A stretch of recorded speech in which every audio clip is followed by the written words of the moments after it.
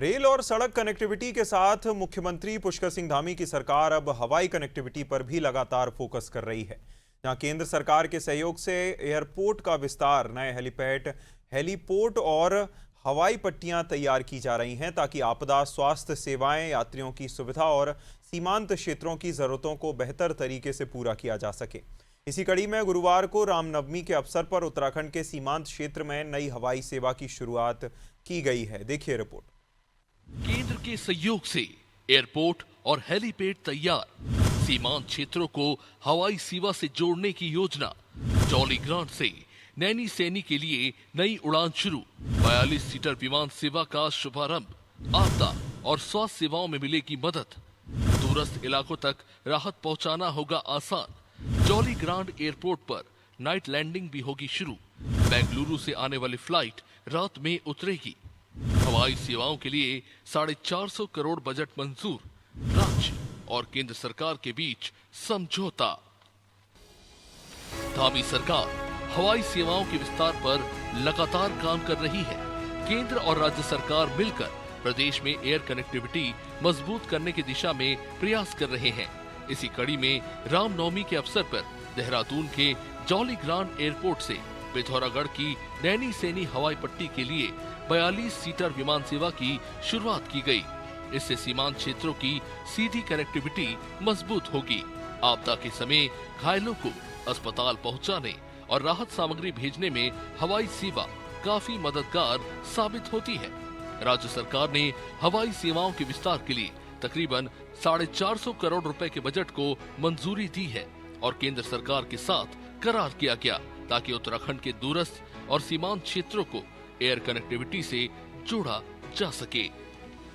देहरादून से पिथौरागढ़ और पिथौरागढ़ से देहरादून की इस सेवा के प्रारंभ होने पर मैं सभी सीमांत क्षेत्रवासियों को, प्रदेशवासियों को, सबको मैं कि राज्य के हमारे सभी सीमांत क्षेत्र हमारी हवाई सेवा से कनेक्ट हों और पिथौरागढ़ का एयरपोर्ट अब देहरादून से सीधे जुड़ गया है, दिल्ली से भी जुड़ गया है, दिल्ली से भी हवाई सेवा प्रारंभ हो गई है और उसके विस्तार के लिए 450 करोड़ रुपए की धनराशि राज्य सरकार ने पहले ही स्वीकृत कर दी है, जिससे कि उसका और विस्तार होगा और भारत सरकार का नगर विमानन मंत्रालय, उसके साथ आदरणीय प्रधानमंत्री जी की उपस्थिति में हमारा करार हो चुका है। अप्रैल से देहरादून के जॉली ग्रांट एयरपोर्ट पर नाइट लैंडिंग की सुविधा भी शुरू होने जा रही है। बेंगलुरु से देहरादून आने वाला विमान नाइट लैंडिंग करेगा।